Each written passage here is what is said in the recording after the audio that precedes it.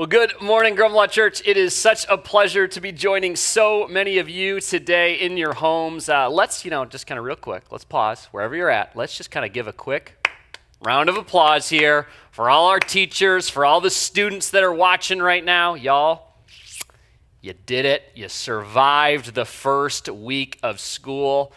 As a bit of a side note, I officially feel kind of like an old man. My first child, Logan, she officially started school this year, preschool, albeit also digital. We'll see kind of how long that lasts since she is a 4-year-old. I don't know how they expect to keep her engaged via a computer screen, but more power to you.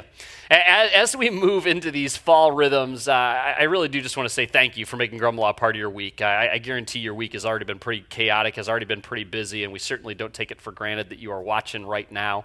If it's your first time with us today, thanks for giving us a chance. I also want to challenge you to come back at least 3 or 4 times. We think it takes at least a couple of times for you to really get an accurate feel of what we're all about here. And I'm confident that if you do come back at least a couple of times, this will actually be something that you look forward to each and every week. Today, we are actually wrapping up a series that we have been in titled Campfire Stories, where we've been looking at some, certainly not all, but some of the stories that Jesus told during his time on earth. Jesus, as in God in the flesh, was actually an incredible storyteller. But part of the reason he was such a good storyteller is that he was so strategic about his storytelling. He would use these stories to get people to see topics in a new light. It was sort of this clever way of tricking people into thinking about something that they previously thought that they had completely figured out. So something that they previously thought that they had all of the answers to. For example, this past week, we had a guest speaker, Scott Crownover, incredible communicator. He's the lead pastor down at the Green Room in Ann Arbor, and he did a brilliant job breaking down for us what is traditionally referred to as the parable or the story of the Good Samaritan.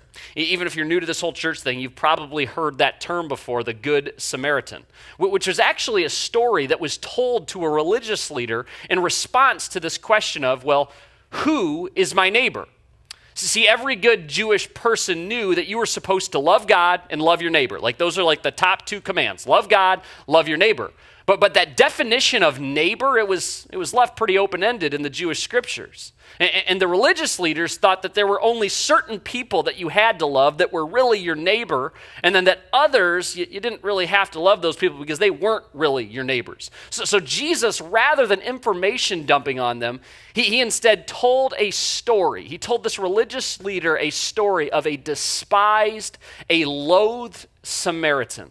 And we can't even get our heads around just how much the Jewish people despised the Samaritan people. And in this story, the Samaritan showed mercy to a stranger.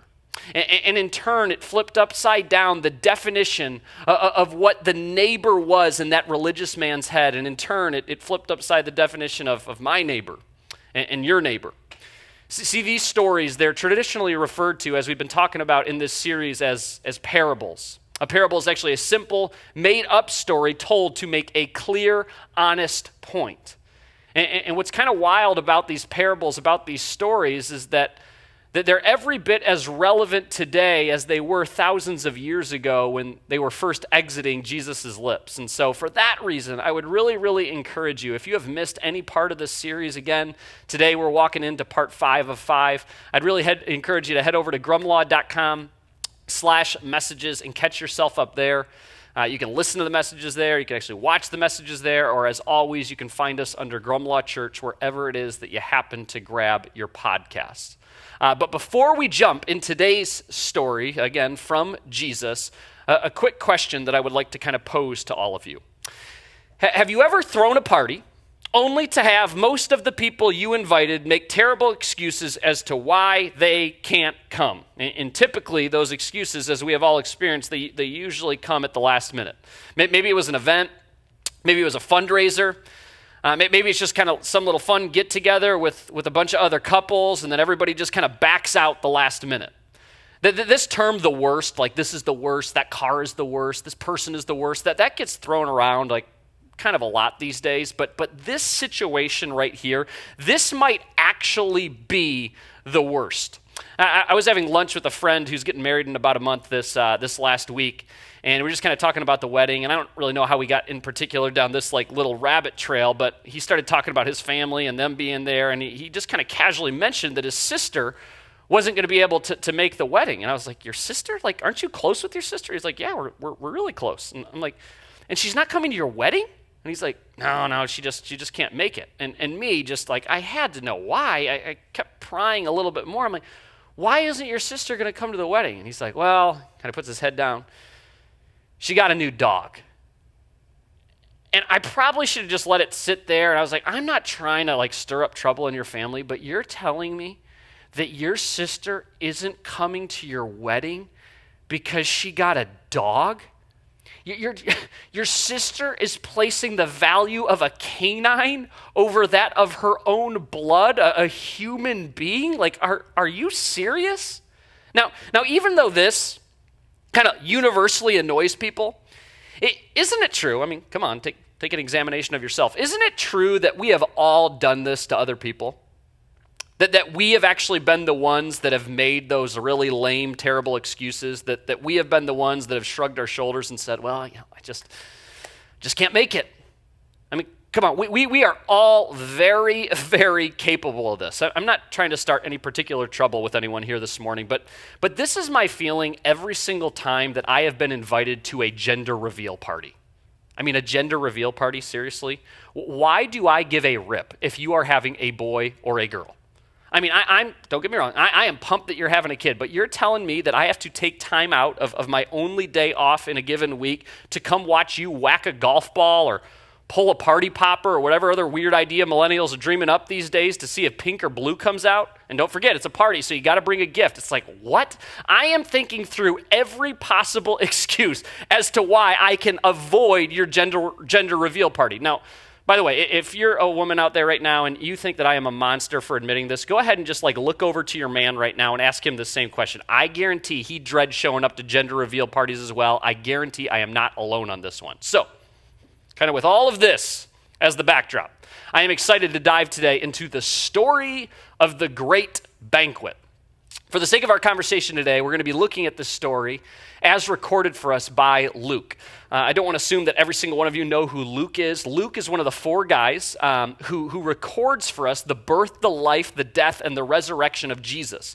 The first four books of the New Testament, which is kind of the second half of the Bible, again, those books are Matthew, Mark, Luke, and John. They all tell the story of Jesus, all from like four different perspectives. Now, one of the things that I really, really like about Luke is that Luke did not believe things for the sake of belief. He needed proof. He needed evidence. In fact, Luke was actually a doctor, and he was hearing all these wild rumors about this guy who went by the name of Jesus, and it all just seemed, well, too good to be true. And so he actually dedicated the latter part of his life to thoroughly investigating the events surrounding the life of Jesus, and I think, fortunate for all of us, he records those things for us in this document titled Luke. Now, before we jump into this here, and before we dive into this story of the Great Banquet, it's important for us to understand that Jesus actually started telling this story in response to a person's excitement regarding the kingdom of God, regarding heaven. So it says this, Jesus, he replied with this story. He says, a man prepared a great feast, and he sent out many invitations. When the banquet was ready, he sent his servant to tell the guests, come, the banquet is ready. It was customary back at this point in history, and not terribly unusual when we compare it to present day, to send out two invitations to a party. Think of the first one as basically like a save the date. That the first was there to announce the event and get a general pulse of who would be able to accept and who would decline. Now, apparently, we can kind of go and look at this story. Apparently, most of the people, they accepted. When that first round of invitations, when the save the date was sent out, people were like, yeah, that date should work for us. We will be there. Very few people declined. And so the host made this preparation for a huge party, for a great feast. Now, as it got closer to the actual date of the event, he sent out those second round of invitations, which really would kind of serve as a reminder. Think of it as that Evite reminder that you get the day before the party that you RSVP'd to like 3 months ago. And then you have that inevitable like, oh, crud moment, because you completely forgot and you made other plans and now you're scrambling trying to figure out which thing that you can cancel. Apparently people like 2,000 years ago were just as terrible at keeping a schedule as they are today. Now, here's where the story starts to get a little bit interesting. It says, but they all began making excuses. One said, I've just bought a field and I must inspect it. Please excuse me. Another said, I've just bought 5 pairs of oxen and I want to try them out. I mean, who doesn't want to try out their new oxen? So please excuse me. Another said, I just got married, so I can't come. Old ball and chain, can't be there. Woo, woo. Y'all hear that? Hop on board the excuse train. I can't make it to your wedding. I just got a dog. Sorry, guys, we're not going to be able to make it. I think I'm coming down with a little bit of a cold. After giving it more thought tonight, it's not going to work. We couldn't find a sitter. Now, granted, we didn't call a single sitter to even try to make it work, but God did not deliver a sitter to us like manna from heaven. We love to be out there, but our car, it's making this funny noise. It's like people love making noises to mechanics, making this noise, and we don't want to risk it. So we are not going to be able to make it. So sorry, we're gonna have to back out. As a side note here, isn't it funny that we actually expect people to believe this stuff? That we know if the roles were reversed and somebody were feeding us these excuses, that we would be eye rolling so hard on the other end of that phone, on the other end of that text. So, like the excuses that we often throw out there, they're just that. They are excuses. I mean, if we really wanted to come, if we really wanted to make it, we could make it happen. But the reality is, we just don't want to. We feel that we have something better to do with our time. It says the servant returned, and he told his master what they had said. He delivered these lame excuses on a silver platter. And come on, how do you suppose that the host responded? Think he was happy, indifferent, angry? I mean, come on, how would you respond if you were in his shoes? Right? You'd be ticked. You'd be angry. Because just like those people that RSVP yes to your wedding, but then they back out at the last minute, you're still paying for their spot. You're still paying for the meal. The party, the wedding has already been planned. It's not like the country club is going to take it off your bill because your buddy is suddenly having sudden onset arm stiffness. Yeah, you're still on the hook for that one. The servant returned, and he told his master what they had said. He said the lame excuses, and his master was furious, as we all would be. And he said, go quickly into the streets and the alleys of the town and invite the poor, the crippled, the blind, and the lame.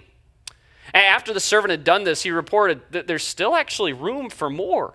So his servant said, go out into the country lanes and behind the hedges and urge anyone you find to come so that the house will be full. He's like, go get anybody. He's like, fine. All my supposed friends want to make excuses. I don't care. I'm not about to let all this food go to waste. I'm not about to let this ruin a good party. Go round up anybody with a pulse and get them her. We are filling up this house one way or another. By the way, you know once that party started, he was going around snapping so many pictures, throwing them up on his story. He's like, I'm about to show all these people how good this party is. I mean, FOMO, fear of missing out, is about to kick in, which we all know is actually a real thing. This past winter, there was a Hall of Fame induction ceremony for the college soccer team that I was a part of, and literally every person, like miraculously from the team, was able to make it except me. I had already committed to a wedding, marrying a couple on that day, and so I wasn't able to go. And the entire weekend, all it was FOMO. I had people texting me, and I'm looking at pictures on Instagram. They're FaceTiming me, going, where are you? Why aren't you here? And I'm just like melting, like, oh my gosh. Like I wanted to be there so bad. I was like a 5-year-old missing out on a birthday party. Like wanted to be there. FOMO is real. So the host gathers all these other people, all these people that weren't throwing out all of these lame excuses, all these terrible reasons why they couldn't make it. And then Jesus, like the story just kind of comes to a quick end. He wraps it up by saying this: for none of those I first invited will get even the smallest taste of my banquet. It's God's way of saying, I'm moving on. I am not going to sit here and continue to try and convince you. I mean, didn't I already do that when I sent my son to die for you? Hasn't God already demonstrated his great love for you?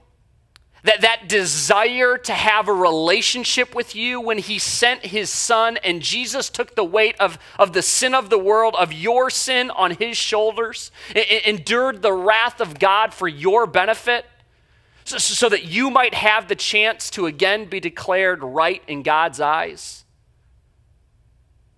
Hasn't the convincing already happened? See, we read this story and we look at these guests, these people that made the terrible excuses, and we think, what fools. What's wrong with these people? But allow me to maybe flip this question around a little bit. Are you making a similar mistake? Is it possible that you're treating God the exact same way? I mean, think about this.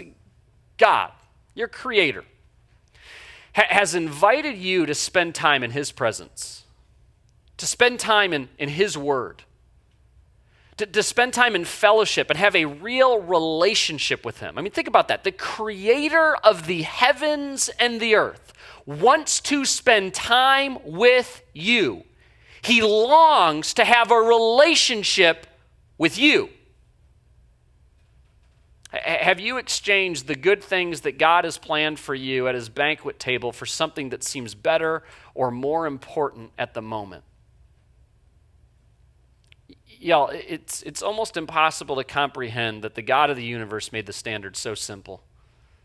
Maybe this is the first time that this has really been communicated to you, but God's like, it's not based on what you've done. It's not based on the family you've been born into. It's not based on what your past looks like. It comes down to faith, belief, trust. Do you believe that God sent his one and his only son down to earth for you? And that he then took the weight of the sin of the world, your sin, my sin, on his shoulders, died a death that he doesn't deserve to die, paid that ultimate price on the cross, took the wrath of God on his shoulders that was owed to all of us, but then 3 days later, he didn't stay dead. He conquered death, rose from the grave so that you might have an opportunity to get that right standing back.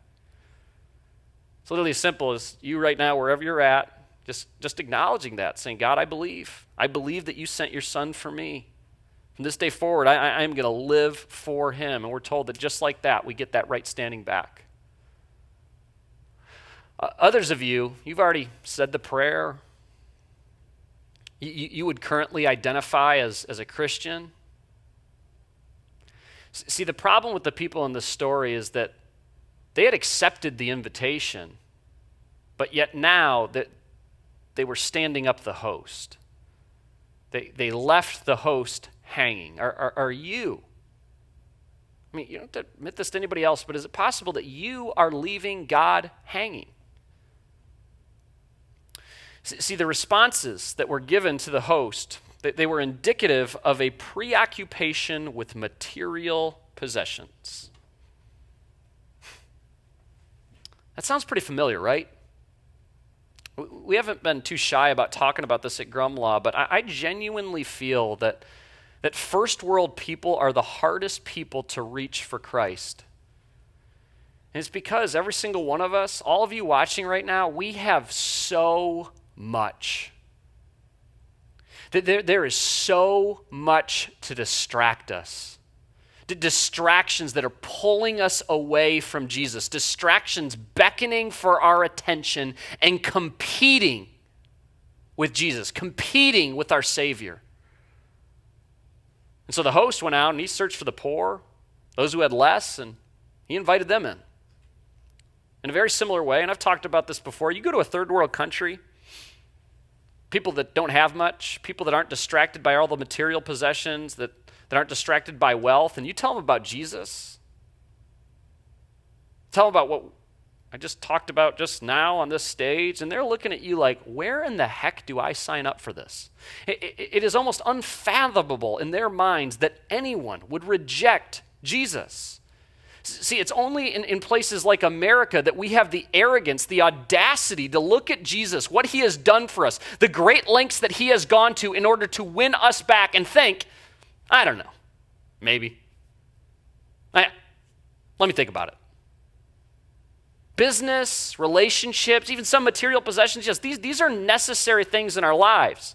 I'm not advocating that every single person watching right now sells everything they own and they move to a third world country and they become a full-time missionary. But these things are unhealthy if they are robbing us of greater intimacy and celebration with Jesus. Let me ask you that question. What in your life most frequently robs you of intimacy with Jesus? What's that thing in your life that has the greatest propensity to distract you and pull you away from that intimacy with Jesus? We're literally going to put a minute timer on the screen right now, and I want you to think about that question. And then when whatever it is gets dropped into your head, and chances are most of you already know, I want you to spend some time just confessing that to God. So let's do that now.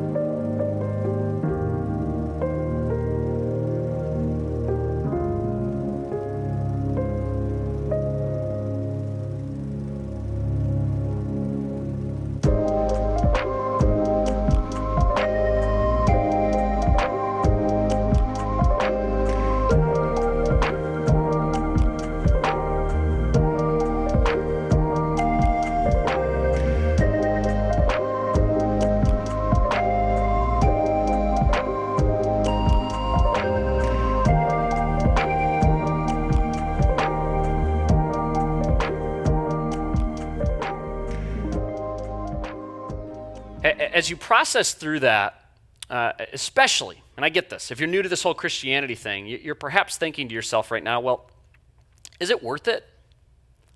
I'm not really sure I want to give up anything for Jesus. This is so important to remember. God never asks you to give up something good unless he plans to replace it with something better. God never asks you to give up something good unless he plans to replace it with something better. It's not like, and think of the imagery of the story, it's not like Jesus is inviting us to a labor camp. He's inviting you to a party, a banquet, a feast, an eternal party, which, mind you, starts now.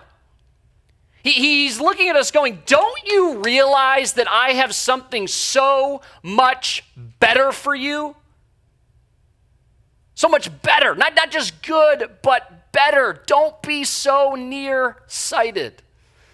All throughout high school and even into college, I drove some pretty beater cars. I had a 1987 Pontiac Grand Am at one point that I will still stand by, and I'm not saying this to exaggerate. It is literally the worst running vehicle that I have ever seen in my life. I drove an old Civic at one point, rusted out, white, beat up. My first vehicle was actually a Mercury Tracer station wagon. I drove a purple Ford Taurus, like that old bubble type style. I mean, a lot of really terrible cars. And so once I graduated from college, I was like, okay, I want to get a car that I'm not embarrassed of, that when I see people, I'm not tempted to put my head down, I'm going to go get something a little nicer. And I've actually told this story before. I went to the lot anticipating that I was going to buy a little bit newer Honda Civic, but then all of a sudden, an Audi A4 Quattro distracted me. And I was like, that's the car I got to have. I would be proud to own that vehicle. And so wouldn't you know it, I made the rather foolish decision to purchase that thing rather than a Civic. I bought the Audi A4 Quattro, and away I went into the night thinking, man, I finally have a nice vehicle.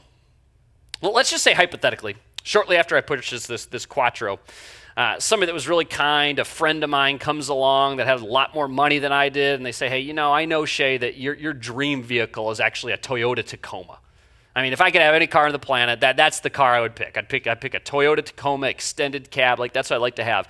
And this person comes along, being the kind, generous person that they are, and they say, Shay, I know you just got this Audi, but I wanted to do something nice for you. I bought you a brand new Toyota Tacoma, and we're just going to make an even swap for it. We'll just trade keys and exchange titles. The Tacoma's yours and the Quattro's mine.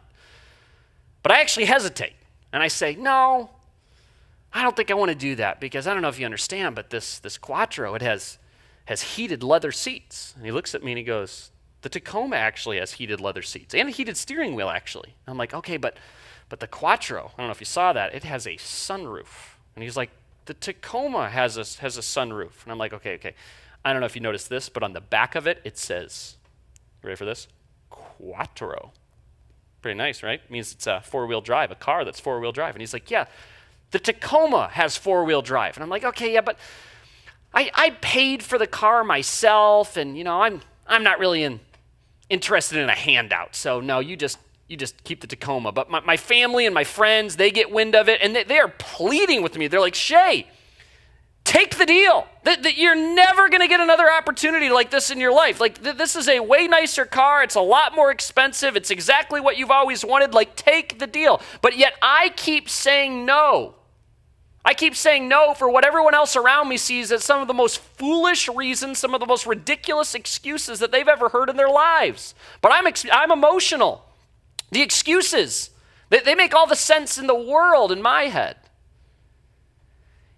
Y'all, this is precisely what so many of us are doing with Jesus. We keep holding on to good, and better is at our front door waiting for us. We're holding on to these earthly riches and rejecting the eternal. We stay focused on about 100 years on this earth, and we disregard the millions upon billions of years that are going to come after this. Again, Jesus' words, he says, for none of those I first invited will get even the smallest taste of my banquet. It's human nature to assume that we'll get there eventually. That someday it's going to click. That someday I'll start living that sold-out life for Jesus. Some of you, you've been at this church thing for your entire lives, and you keep telling yourself that someday is going to come, but wouldn't you know it, it still hasn't gotten here. And Jesus would, in fact, remind us over and over and over again during his time on earth that eventually, that someday typically does not come for most people. Don't assume that next week is going to be the week that it all clicks for you. That next week's sermon, I think that'll be the day.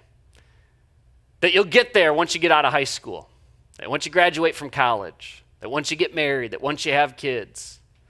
That once things get back to normal, you'll finally start making this whole Jesus thing a real priority in your life. Maybe someday ought to be today. Because at a certain point, you're going to need to figure out that you're going to need to start taking steps in faith. That there needs to be some action there.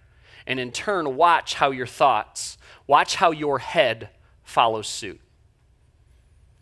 One of the things that I absolutely love about this story is that God wants the house to be full.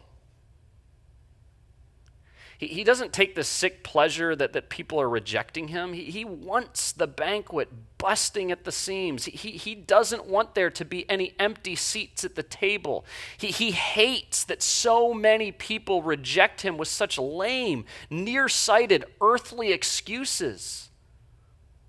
And what I think is even crazier, he actually, if you call yourself a Jesus follower, he invites you to actually play a part in all of this. He longs that you would play a part in filling the house and filling the table. So how do we live this out? As I wrap up here in the last couple minutes that I have, as we get into this fall rhythm, there are 3 habits that I'm going to be specifically asking of all of you. I want to challenge every single one of you watching right now to make these 3 habits just a part of who you are.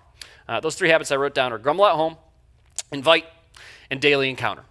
Grumlaw at home. Let's address that one first. Maybe you just kind of zone out for the entire service and you have somehow missed what Grumlaw at home is. We've been talking about it for the better part of about 6 weeks now, but I will explain it one more time.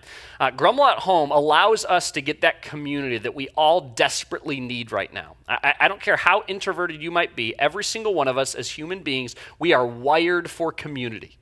We are people that need other people around us. Grumlaw at home in a socially responsible way allows you to sign up every single week for the same house, for a different house, all throughout Genesee County, not digitally, but face-to-face contact with 10 or less adults. So again, socially responsible.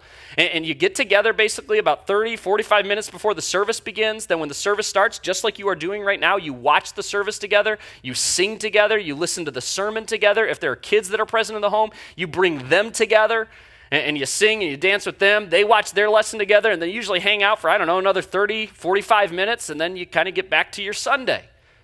But y'all, we need that community. Part of the reason that so many of you love these experiences, and you keep asking me this question of when are we going to be back in person? When do you think we're going to be able to get back in our building? Is because you are longing for that community. Grumlaw at Home provides that.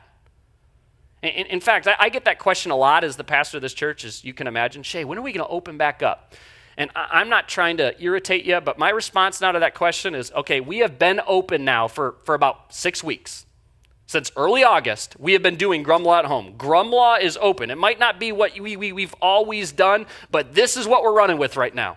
Sign up for Grumlaw at Home. Literally, I want you to take out your phone right now and sign up for it for September 20th. Every single Sunday when these services air, you have the opportunity to sign up for the following week. Again, it limits the number of people in each home, so make sure you're signing up for it on Sunday to get the house you want. We're going to have homes in Holly, in Swartz Creek, in Linden, in Fenton, in Grand Blanc. I promise that there is a home that will be near you. Sign up for Grumlaw at Home. So number one, make Grumlaw at Home a priority. Fight for this to be a part of your week. Dads, you husbands that are watching right now in particular, lead your family spiritually in this way. I get it. It's easier. It's more convenient to sit at your couch at home and just kind of do this whole thing where it's just you and your family, but we need this community. Your kids need that community. We all have loads of excuses, just like the people that we saw in this story. And if I can be so vulnerable, I have heard some doozies over the last month in regards to Grumlaw at Home, but fight for what is most important. Fight for what is better. So Grumlaw at Home, tons of new homes. I promise there's something there for you. Number two, invite. Y'all, you're probably maybe getting sick of me saying this, but it has never been easier to invite people to check out church than it is right now. A question that we throw out a lot around here is this question of who's your one, that every single person that calls this place their church home, they would have that one person that they're praying for every single day. And they're going to keep praying for them every day until that person comes to know what it means to have a relationship with Jesus. When's the last time you invited your one to church online?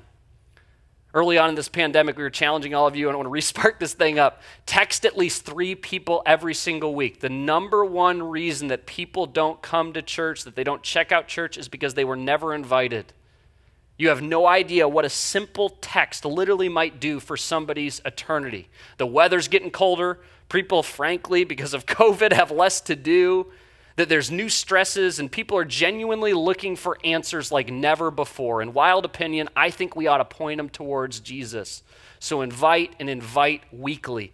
One of the triggers that I actually use for myself is whenever I hear somebody complaining or saying something negative, like, oh man, my marriage, it's been hard during COVID. Man, my kids are driving me nuts. Man, this whole digital school thing's been tough. I use it as a trigger to invite somebody to church. Like, man, my church actually, believe it or not, kind of helps with all that. You should check it out this Sunday, 9:30 or 11 o'clock, grumlaw.com/live. I shoot people those texts. Invite. And then lastly, and most importantly, daily encounter.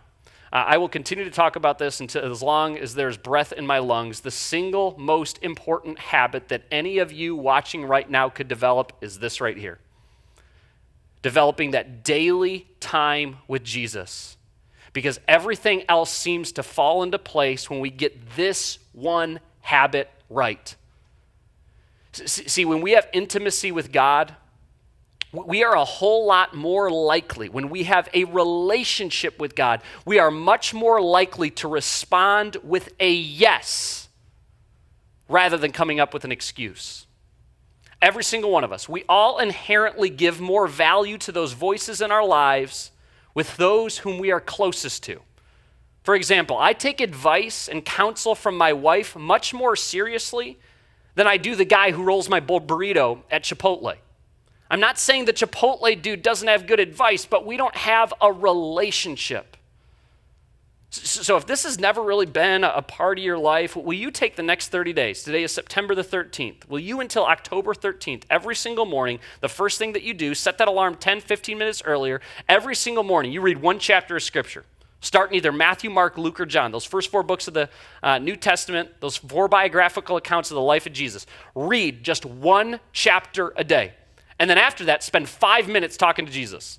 5 minutes in prayer. All it is sharing honest feelings with him. And don't just read for the sake of reading, but literally before, and it might sound weird to some of you, just say, God, will you say to me whatever you want to say to me this morning? Speak to me through your word this morning. And I'm telling you, that 10 to 15 minutes that you spend each morning, it'll be a game changer. It'll affect the rest of your day. And I can almost guarantee you that at the end of those 30 days, if you make that a habit, if you develop that, that will not be something that you walk away from. You will realize the value of developing that daily encounter. The God of the universe, your creator, wants to spend time with you and have a relationship with you. It's amazing. Let's not take that for granted. So Grumlaw at Home, start signing up for Grumlaw at Home every single week. Listen, we know that if you're health compromised, we understand if you can't do this, but if you're out and about throughout the rest of the week, will you fight for this time, this Grumlaw at Home? Sign up for Grumlaw at Home every single week. Literally right now, you can go to grumlaw.com/at-home and sign up for the following week. And again, every single Sunday morning, those slots all open up for the following week. So make Grumlaw at Home every single week a priority. Number 2, invite. You use the complaining and the negative speech as a trigger to invite people to church, and text at least 3 people every day. And especially if you've been praying daily for your one, text them. And then lastly, daily encounter. Take that 30-day challenge until October the 13th. You read at least one chapter of Scripture every single morning. You spend at least 5 minutes just talking to Jesus, sharing honest feelings with him. Y'all, like the people at the banquet, let's stop making excuses. And instead, let's fight for what's most important. And remember, we're not just fighting for something that's good. Jesus is inviting all of us into something that is so much better.